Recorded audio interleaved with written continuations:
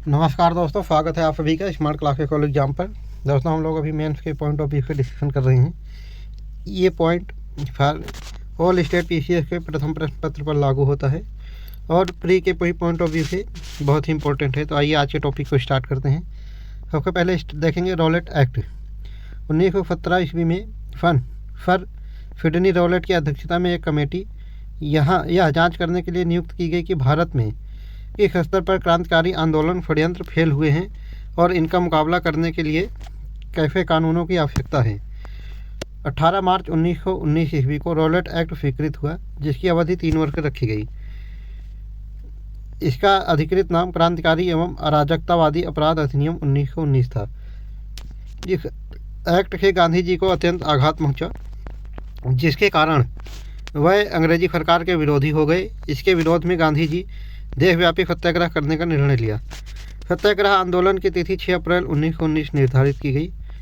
अमृतसर में 10 अप्रैल को पंजाब कांग्रेस के 2 प्रमुख नेता डॉक्टर सत्यपाल और डॉक्टर सैफुद्दीन किचलू की गिरफ्तारी के खिलाफ टाउन हॉल और पोस्ट ऑफिस पर हमले किए गए।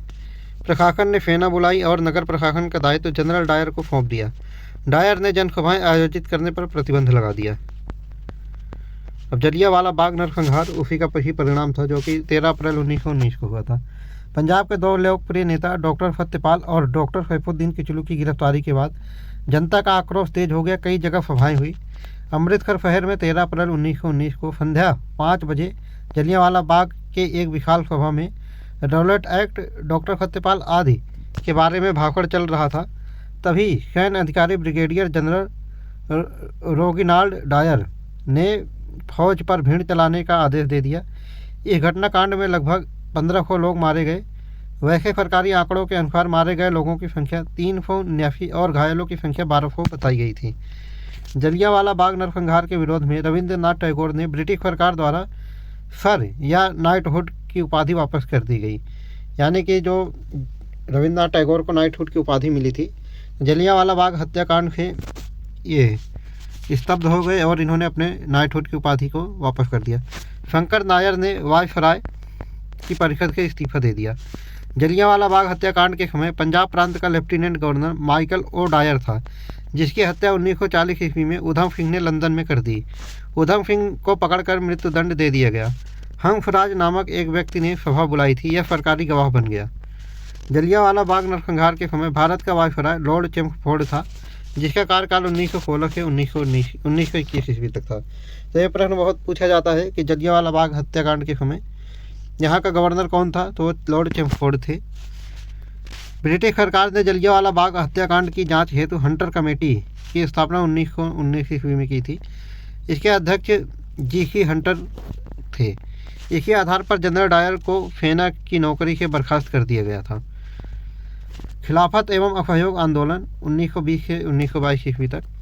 प्रथम विश्व युद्ध के बाद मुसलमानों एवं हिंदुओं में एक आश्चर्यजनक एकता आई। प्रथम विश्व युद्ध में तुर्की मित्र राज्यों द्वारा पराजित हुआ और तुर्की जो है मित्र राज्यों द्वारा पराजित हो गया था और उसके साम्राज्य के अधिकांश भाग को ब्रिटेन और फ्रांस ने अपने आपस में बांट लिया था। भारतीय मुसलमान तुर्की के सुल्तान जो खलीफा भी था, इस दृष्टि के वह संसार के मुसलमानों का धार्मिक प्रधान भी था। उसकी स्थिति के प्रति सभी सुशंकित हो गए। भारतीय मुसलमानों ने मौलाना मोहम्मद अली और शौकत अली, मौलाना आज़ाद, हकीम अजमल खां और हफरत मोहानी के नेतृत्व में एक खिलाफत समिति की स्थापना की। इसका उद्देश्य तुर्की साम्राज्य के बंटवारे के खिलाफ खलीफा के पक्ष में आंदोलन करना था। खिलाफत समिति के अध्यक्ष बम्बई के सेठ छोटानी थे।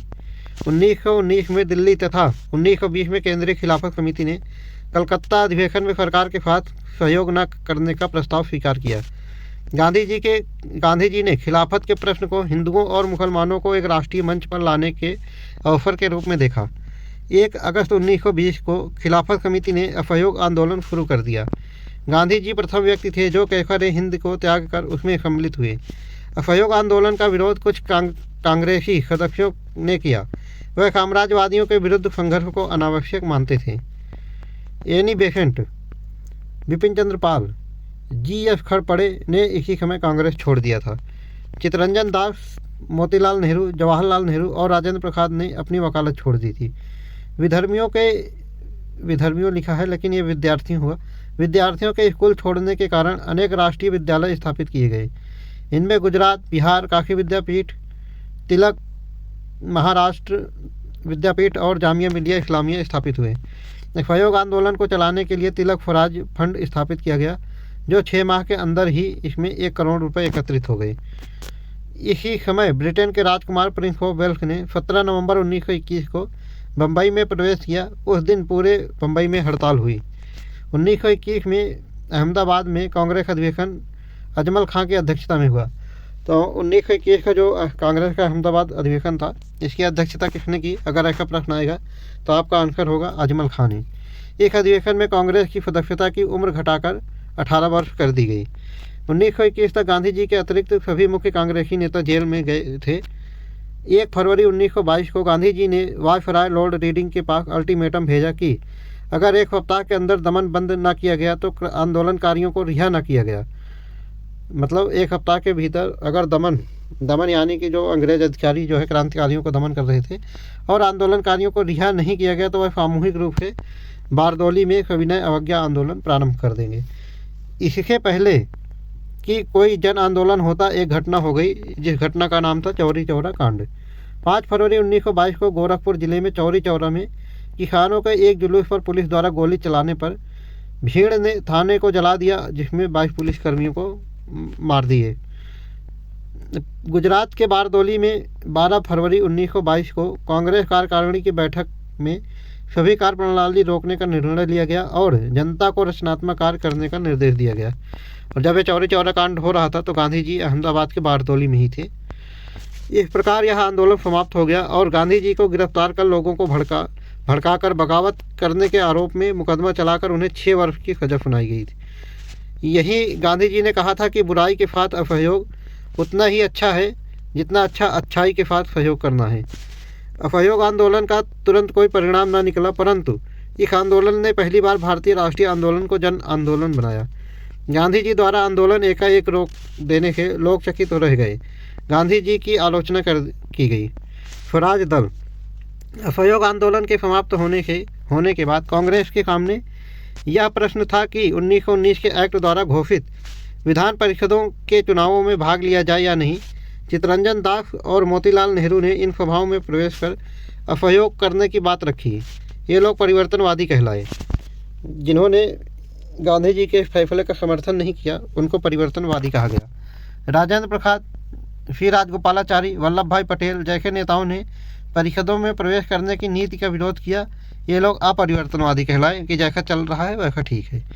दिसंबर 1922 ईस्वी में C.R. दास की अध्यक्षता में, C.R. दास यानी कि चित्तरंजन दास की अध्यक्षता में गया बिहार में कांग्रेस अधिवेशन हुआ, जिसमें काउंसिल में प्रवेश न लेने का निर्णय हुआ। परिणाम स्वरूप चित्तरंजन दास ने त्यागपत्र दे दिया, किंतु परिवर्तनवादियों ने हार नहीं मानी तथा मार्च 1923 में इलाहाबाद में अपने समर्थकों का अखिल भारतीय सम्मेलन बुलाया और एक नवीन राजनीतिक दल कांग्रेस खिलाफत स्वराज्य दल की स्थापना की। फैसला हुआ कि नई पार्टी कांग्रेस के अंदर रहेगी लेकिन चुनाव लड़ेगी। इसके अध्यक्ष चित्तरंजन दास तथा महासचिव मोतीलाल नेहरू थे। गांधी दास पैक्ट के बारे में जानेंगे यहाँ पे, यानी महात्मा गांधी और चित्तरंजन दास के बीच में एक समझौता हुआ था। फरवरी 1924 में गांधी जी जेल से रिहा कर दिए गए। ये मई में चित्तरंजन दास व मोतीलाल नेहरू से मिलने बम्बई में गए और वहाँ पर मिले भी। नवंबर 1924 में गांधी जी, चित्तरंजन दास और मोतीलाल नेहरू ने एक संयुक्त वक्तव्य दिया जो गांधी दास पैक्ट के नाम से जाना जाता है। इसमें कहा गया कि असहयोग अब राष्ट्रीय कार्यक्रम नहीं रहेगा। स्वराज पार्टी को अधिकार दे दिया गया कि वह कांग्रेस के नाम पर और कांग्रेस के अभिन्न अंग के रूप में विधानसभाओं के अंदर काम करे।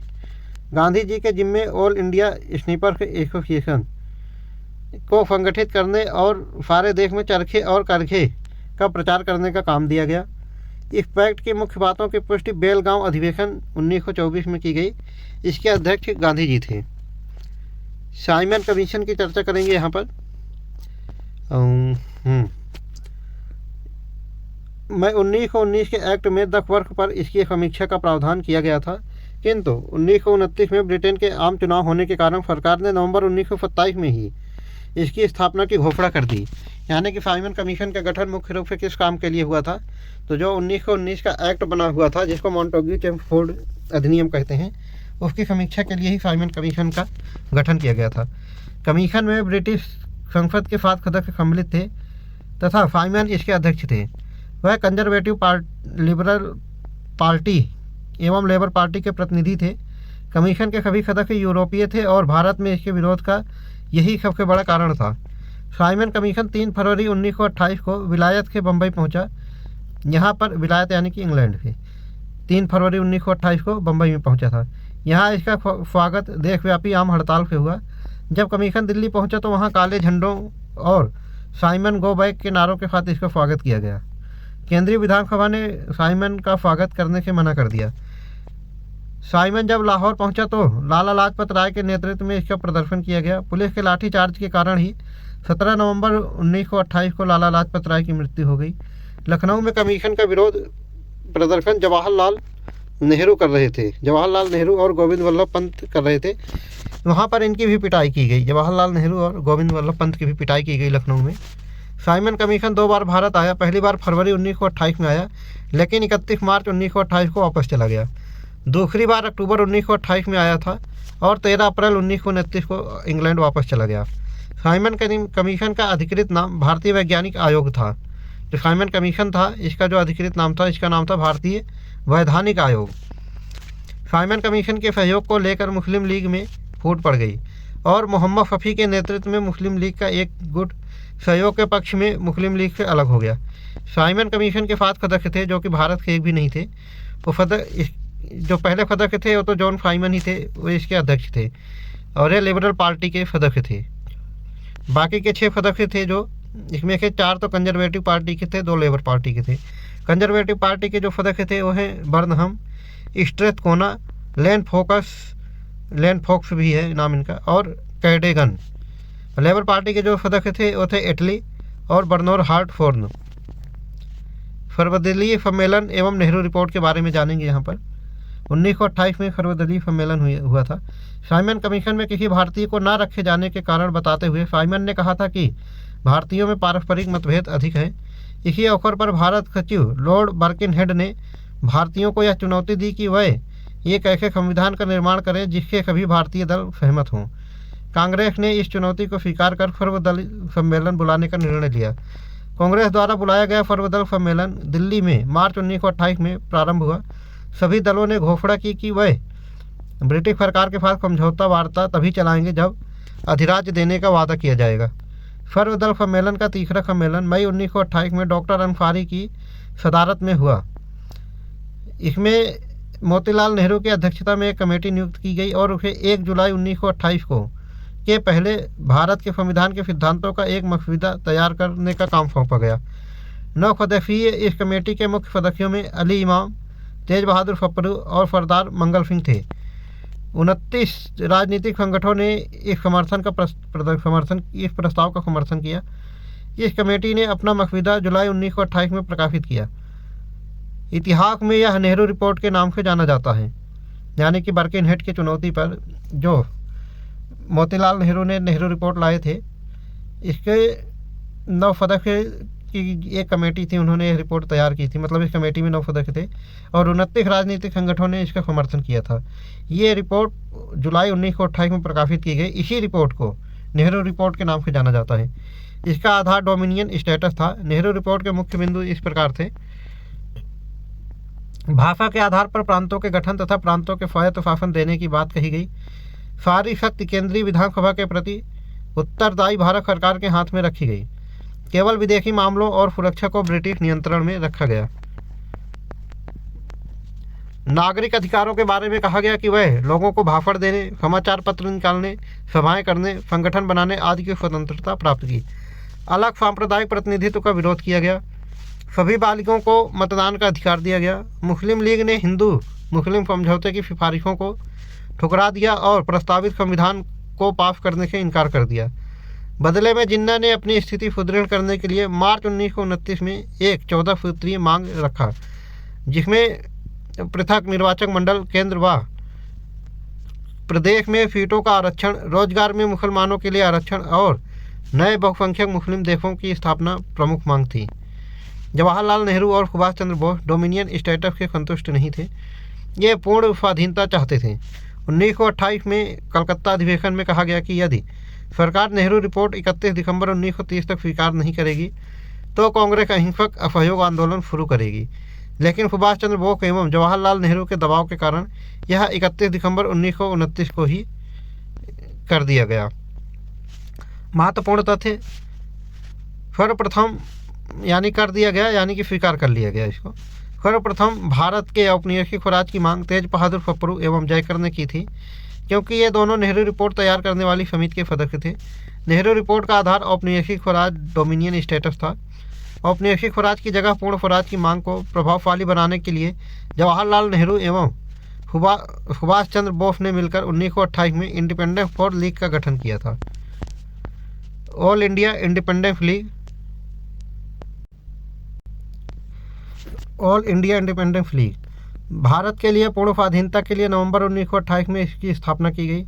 इसके नेता जवाहरलाल नेहरू व सुभाष चंद्र बोस थे। दिसंबर 1929 में कांग्रेस का अधिवेशन लाहौर में हुआ। इस अधिवेशन के अध्यक्ष गांधी जी चुने गए, लेकिन इन्होंने अपनी जगह जवाहरलाल नेहरू को अध्यक्ष बनाया। एक अधिवेशन में यह स्पष्ट कहा गया कि नेहरू रिपोर्ट को लागू करने की अवधि समाप्त हो गई तथा अब पूर्ण स्वाधीनता की मांग बुलंद की गई। कांग्रेस की नई वर्किंग कमेटी की बैठक 2 फरवरी 1930 को हुई, जिसमें 26 जनवरी 1930 को पूर्ण स्वाधीनता दिवस सारे भारत में मनाने का आदेश दिया गया। यानी कि जो कांग्रेस की वर्किंग कमेटी की बैठक थी ये 2 जनवरी 1930 को की गई और 24 दिन बाद ही 26 जनवरी 1930 को ही पूर्ण स्वाधीनता दिवस मनाने का आदेश दिया गया। लाहौर अधिवेशन में सविनय अवज्ञा आंदोलन शुरू करने की घोषणा की गई तथा संघर्ष का कार्य गांधी जी पर छोड़ दिया गया और इस तरह राष्ट्रीय आंदोलन का नेतृत्व गांधी जी के हाथों में दे दिया गया। नेहरू रिपोर्ट, नेहरू कमेटी के सदस्य थे, इनके बारे में जान लेते हैं जो जो सदस्य थे नेहरू कमेटी में। इसके अध्यक्ष तो मोतीलाल नेहरू ही थे जिन्होंने इस रिपोर्ट को बनाया था। इसके सदस्य थे अली इमाम, शोएब कुरैशी, तेज बहादुर पप्पू, सुभाष चंद्र बोस, सरदार मंगल सिंह, एन.एम. जोशी, एम.एम. आड़े तथा एम.आर. जयकर थे। भारत के कम्युनिस्ट पार्टी की स्थापना। भारत में वामपंथी आंदोलन का उदय, आधुनिक उद्योगों के विकास, 2 विश्व युद्धों के मध्यकाल में आर्थिक मंदी की भयावहता तथा रूस में 1917 ईस्वी की बोल्शेविक क्रांति के परिणाम स्वरूप हुआ था। मानवेंद्र नाथ राय, जिनको एम.एन. राय कहते हैं, और नरेंद्र नाथ भट्टाचार्य ने सोवियत संघ की यात्रा कर रूसी कम्युनिस्ट पार्टी से संबंध स्थापित कर अक्टूबर 1920 में ताशकंद में भारतीय कम्युनिस्ट पार्टी की स्थापना की। राजा महेंद्र प्रताप के नेतृत्व में भारतीयों को पहला प्रतिनिधिमंडल लेनिन से मिला। भारत में कम्युनिस्ट पार्टी की स्थापना के उद्देश्य से मानवेंद्र नाथ राय यानी कि यही एम.एन. राय ने अप्रैल 1922 ईस्वी में भारत आए। भारत में साम्यवादी पार्टी की स्थापना की दिशा में प्रयत्नरत नेताओं को 1924 ईस्वी में बंदी बनाकर कानपुर षड्यंत्र केस के अंतर्गत मुकदमा चलाया गया था। कानपुर षड्यंत्र केस के अंतर्गत साम्यवादी नेता मानवेंद्र नाथ राय, सिंगारवेलू चेट्टियार, मुजफ्फर अहमद, श्रीप्रद अमृत डांगे, गुलाम हुसैन, रामचरण लाल फर्मा पर सरकार के विरुद्ध षड्यंत्र रचने, क्रांतिकारी गतिविधियों को संचालित करने, भारत में क्राउन की सत्ता को उखाड़ने का आरोप लगाकर मुकदमा चलाया गया। अंततः 1 दिसंबर 1925 को भारत में साम्यवादी दल की स्थापना की घोषणा की गई।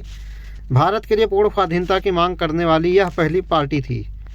इस पार्टी ने घोषणा की कि राजनीतिक स्वतंत्रता एक साधन है और आर्थिक स्वतंत्रता एक लक्ष्य है।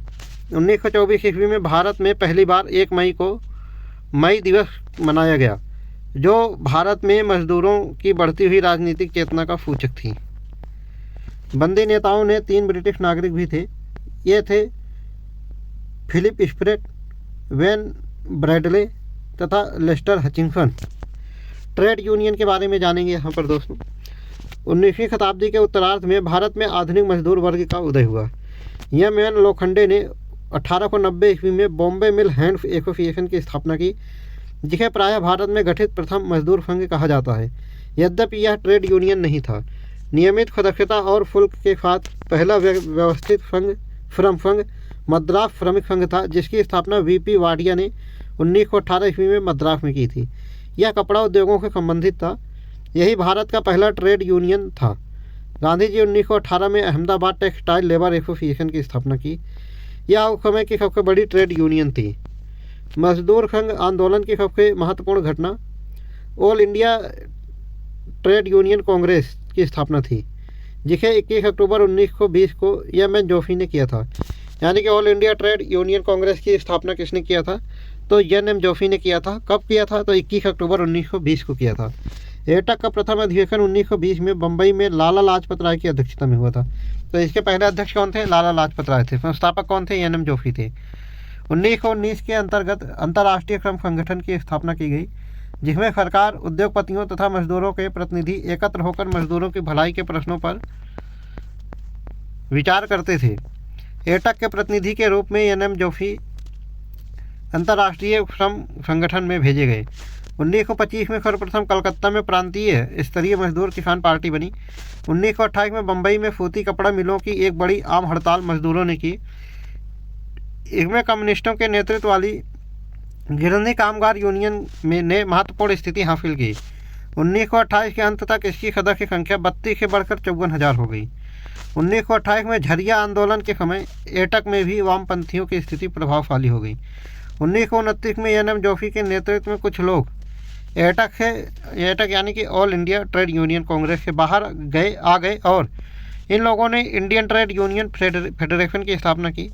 दंतोपंत थेंगड़ी ने सर्वप्रथम ट्रेड यूनियन के मंच से वर्ग संघर्ष की शुरुआत की। इंडियन ट्रेड यूनियन फेडरेशन 1935 में एटक में मिल गया और 1938 में इसका पहला संयुक्त अधिवेशन नागपुर में हुआ। द्वितीय विश्व युद्ध के दौरान मजदूर गतिविधियां कुछ हद तक रुक गई, लेकिन 1945 के बाद इनकी गतिविधियां पुनः तेज हो गई। कांग्रेस राष्ट्रवादियों ने 1945 में एटक से मिलकर Indian national trade union Congress की स्थापना की। तो दोस्तों, आज का डिस्कशन यहीं तक समाप्त करते हैं। तो आप कल फिर मिलेंगे नेक्स्ट वीडियो में। तब तक के लिए आप चैनल को देखिए, एंजॉय करिए, लाइक, सब्सक्राइब और शेयर ज़रूर करें। मिलते हैं दोस्तों। जय हिंद।